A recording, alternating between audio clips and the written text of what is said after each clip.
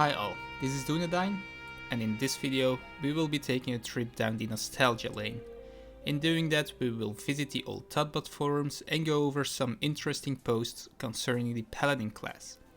These posts are dated between the late beta days of vanilla World of Warcraft in 2004 and the early launch days until the first months of 2005. Many players, especially those from the EU, didn't have access to the game yet and were making plans on how to build their character. Let's get started. The first thing I noticed is that in the early days, many people tend to lean towards the protection tree as a main paladin spec. This is interesting to say the least, considering it's the least used tree today. On Thottbot I found a huge number of posts about protection paladins, of which I made a selection here. Let's go over a few of them. The first post is from the last days of 2004, and the poster says this: I plan on being a tank paladin, more specifically with a one-handed weapon and a shield. I've been focusing on the protection talent so far, but I noticed that retribution has some nice things as well, such as deflection and anticipation, which give plus parry and plus defense as a stat. The next poster takes it a step further and he goes on and explains why he and many others think that protection will end up as the best way to play a paladin, not only in a group context, but especially in PvP even. The post is titled The War of the Talent Builds. He says, there's an all-out war going on between Red, Prot and Holy Paladins on this side. My pick would definitely be the Protection Paladin. Sure, our DPS isn't very high, but our obscene armor more than compensates, and I think that generally they own PvP compared to the Red and the Holy builds I have seen so far. Another interesting post I found dives deeper into a specific talent build for a well-rounded hybrid paladin. This one focuses more on the retribution tree, but still picks all of the defensive options in there. It's a post from the early days of 2005. The idea behind it is keeping the skills rounded out, which I feel will help make a good paladin. Notice how he typed Paladin by the way instead of Paladin, which was a common mistake back then, just like Rogue and Raug would be a common mistake as well. I will go on. So, this build would be for a one-handed weapon paladin. It combines a lot of skills that will help take damage and causes misses. He then goes on and writes down his whole build, and as you can see there are a few talents in protection and quite a few in retribution and a few in holy as well, but as he describes it focuses on some of the defensive talents as well. The next post is yet another example of a well-rounded paladin build, aimed to do well in PvP specifically. This build focuses even more on protection than the previous one. I might add that the honor system wasn't even in the game back then, yet people feel like PvP is an interesting and important part of the game. That's quite interesting to think about actually. So, the post is titled A Well-Rounded Paladin. He first goes over the talent builds, and as you can see it focuses quite a lot on protection again, and then he puts down a lengthy reasoning on why he would go for this kind of build. I won't go too much into detail about this, but you can read it for yourself if you want to. The links are in the description below. The next post from February 2005 sums it all up really. It is titled, Why would you play anything else than protection? He goes on to say that to be good at your class in this game, you have to play to and capitalize on your class's traits. We as a hybrid class between warrior and priest, we don't have an easily laid out strength.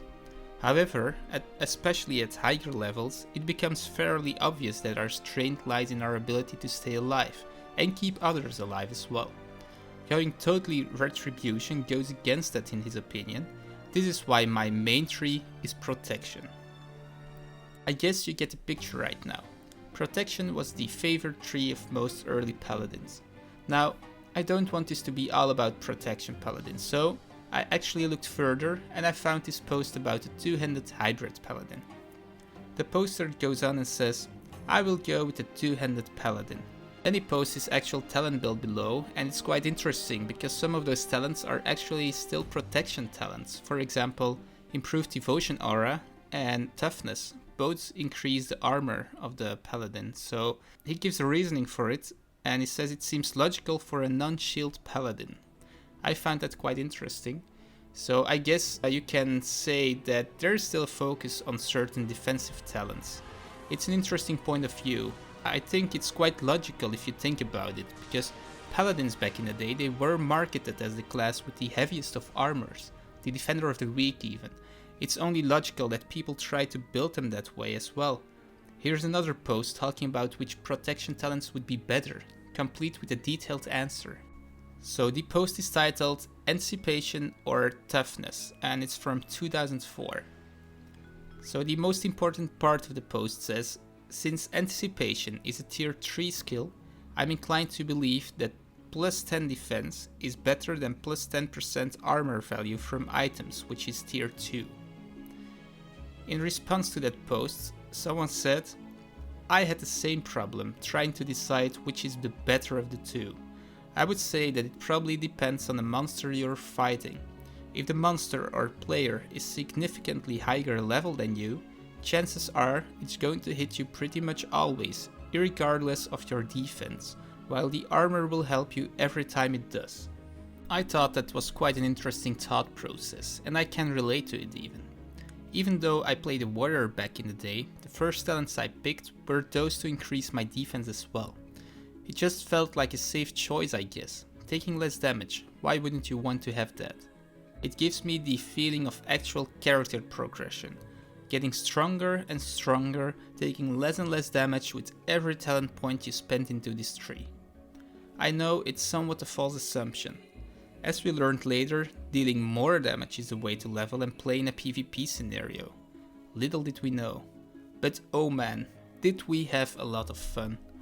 The not knowing of things, the learning, it's something we will not be able to relive with Classic, I'm afraid. But at least those forum posts bring back some of that nostalgia.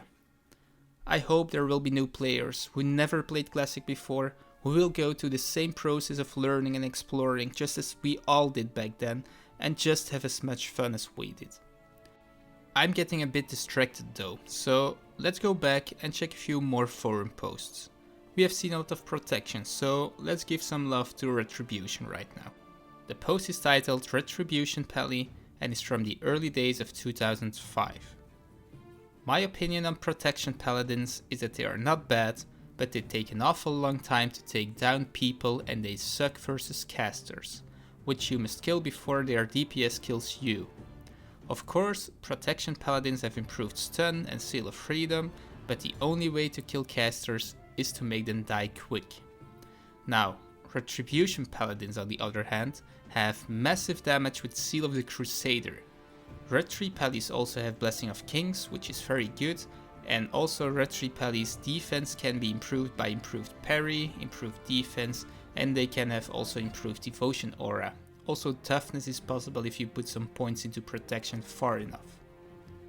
As you can see, the guy can't help but still pick some defensive talents.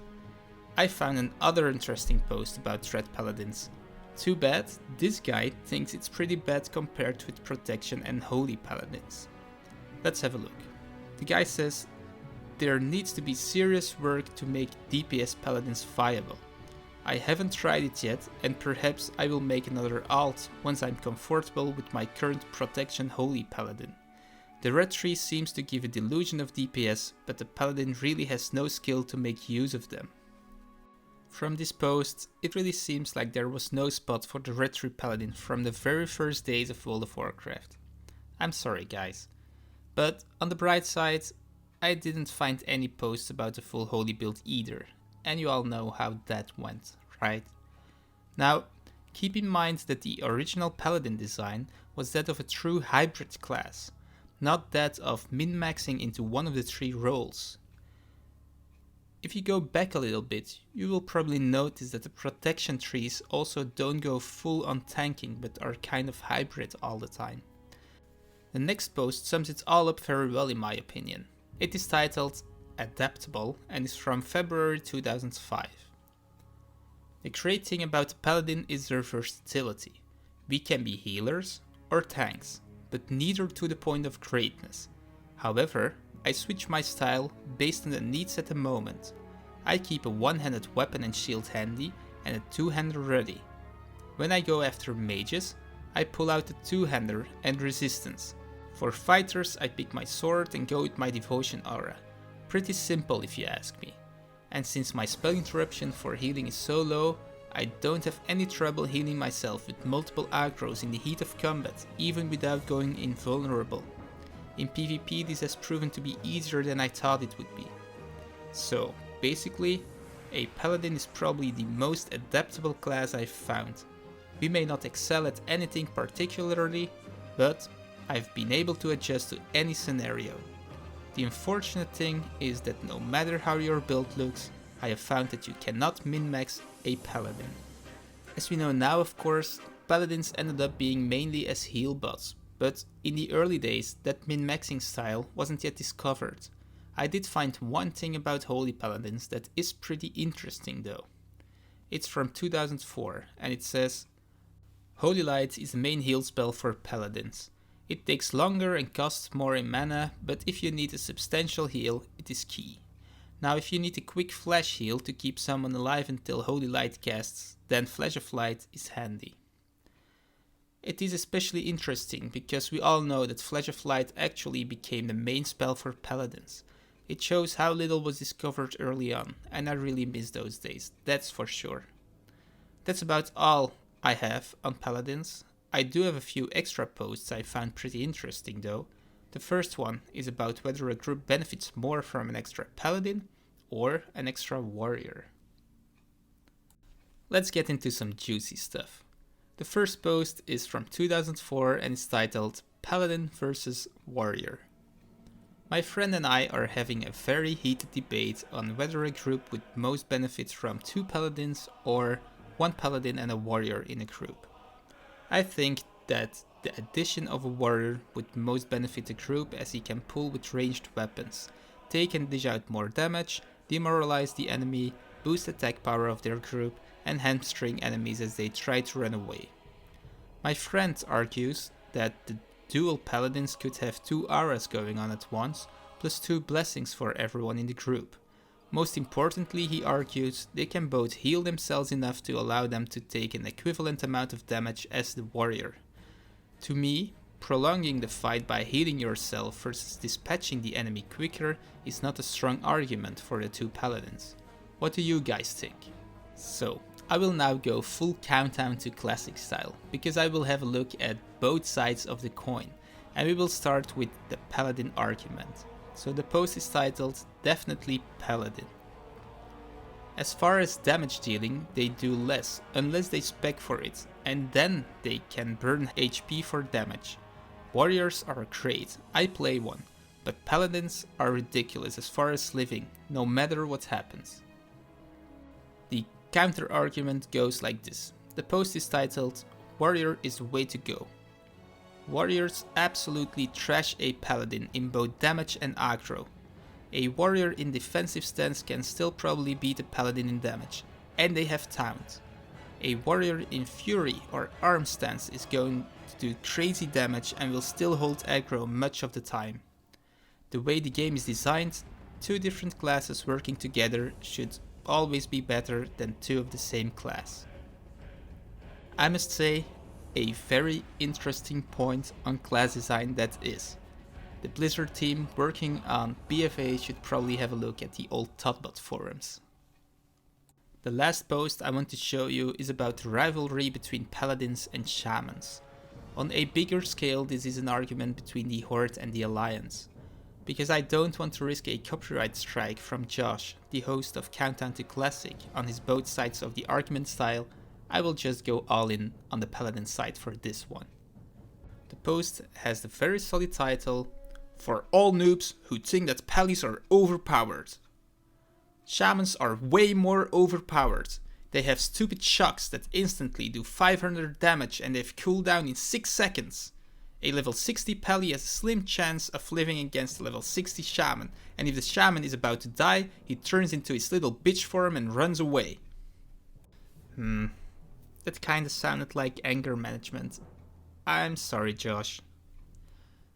I'm not going to say anything about Bubble Heart, right? The poster definitely seems like he knew what he was talking about. Shamans OP did this. Skill shocking people to death. Nerve them, Blizzard. They're ridiculous.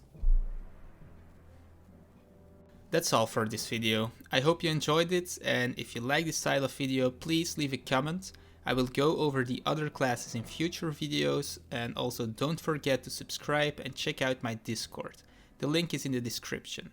On a side note, if you are still looking for a nice alliance guild for the upcoming WoW Classic, please also have a look at my Discord for more information. Have a nice day.